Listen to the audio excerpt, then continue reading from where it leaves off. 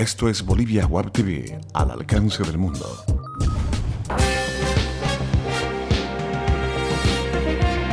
A continuación, Bolivia Web TV presenta Bolivia News. ¿Qué tal, amigos cibernautas? Bienvenidos a Bolivia Web TV en su encuentro con las informaciones de esta jornada de jueves 26 de febrero. Mi nombre es Ervin Bazán y es un placer presentar para ustedes las noticias.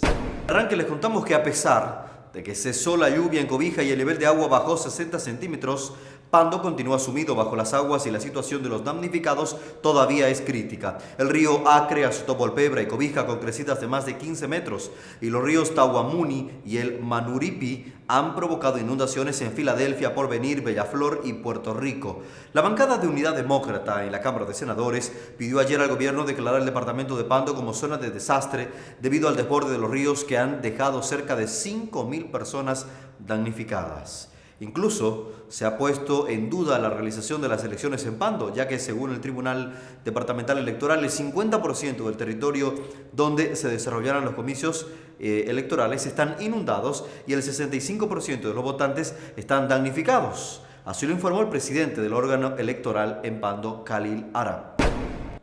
6 de los 7 postulantes a la alcaldía cruceña participaron del primer foro debate organizado por el Tribunal Electoral Departamental de Santa Cruz.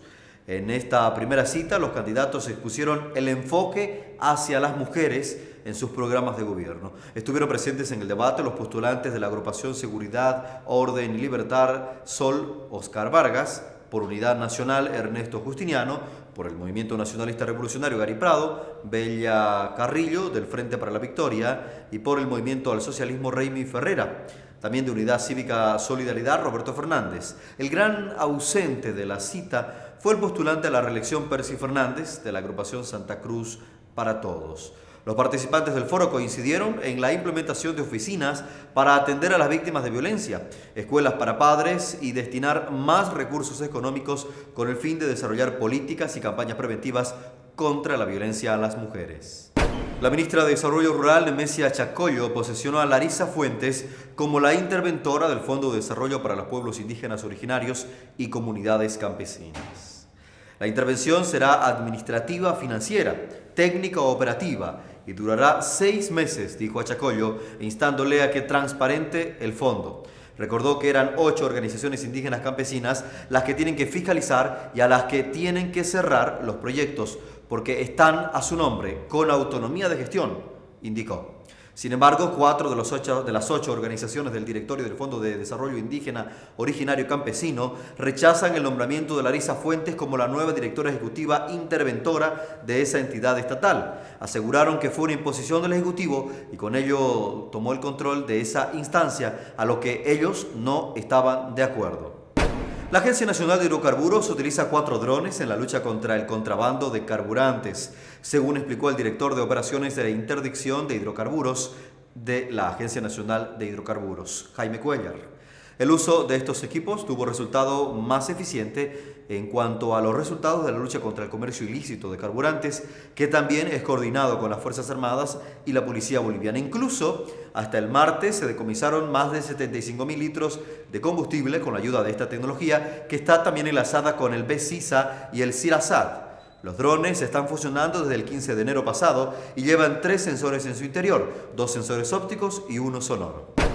El padrón electoral creció en 1.16%, es decir, 69.261 nuevos inscritos con relación a las elecciones generales del 2014, llegando a un total de 6.043.162 ciudadanos que podrán votar en las elecciones subnacionales del próximo 29 de marzo.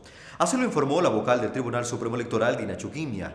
Las personas depuradas fueron 172.311 personas y se inscribió a 7.067 personas extranjeras para elegir a alcaldes. Mañana se sortearán los nombres de los jurados electorales y la lista de seleccionados será publicada el próximo domingo 1 de marzo.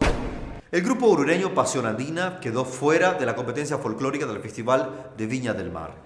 A pesar de haber realizado una mejor presentación y obtener una mayor nota, con 5.4, el grupo nacional no pudo seguir en carrera. El ministro de Culturas, Marco Machicao, indicó que no dieron el apoyo oficial al grupo porque a raíz de lo que sucedió el año pasado con Chila Hatun, el Festival de Viña del Mar no es un escenario idóneo para presentar el folclore y el gobierno ya trabaja con varias agrupaciones nacionales para crear un festival que sea mejor que el de la Quinta Vergara. Desde Bolivia Web TV, un especial saludo a la ciudad de Santa Cruz de la Sierra, que hoy cumple 454 años de historia y que hoy se ha convertido en uno de los centros y núcleos urbanos más pujantes del país. ¡Felicidades, Santa Cruz! Atención, porque ahora revisamos las principales cotizaciones económicas. El dólar para esta jornada se cotiza en 6 bolivianos 86 centavos para la compra y en 6 bolivianos 96 centavos para la venta. El euro registra para hoy una cotización de 7 bolivianos 79 centavos y el yen mantiene su cotización en 0.057 bolivianos. Para lo principal del acontecer deportivo. Hablamos ahora del clásico cruceño jugado ayer entre Oriente, Petrolero y Blooming, los clásicos rivales. Los albiverdes sufrieron, pero terminaron ganando 1-0 por un gol de Yasmani Duc, convertido a los 29 minutos del primer tiempo, que tuvo la oportunidad de definir desde un centro preciso enviado por Carlos Yáñez. El clásico 169 se vistió de alegría, cantos y lleno total en las tribunas. Los hinchas celestes se quedaron hasta el final del partido, salieron del estadio sin alegría alguna, ya que los refineros sumaron un clásico más ganándole a Blooming, siendo el número 24 que llevan de ventaja sobre la Academia Cruceña. Se espera que cerca de 120 deportistas participen en el primer campeonato de triatlón que se realizará este domingo 1 de marzo en los predios de la Villa Deportiva Abraham Telchi Yacomán. Clasificatorio para el nacional que se realizará en la ciudad de Tarija.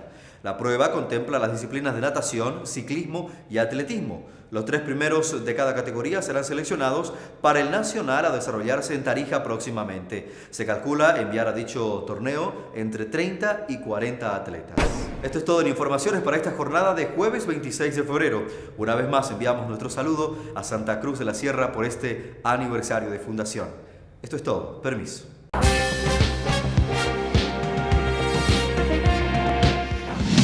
Bolivia Web TV presentó Bolivia News.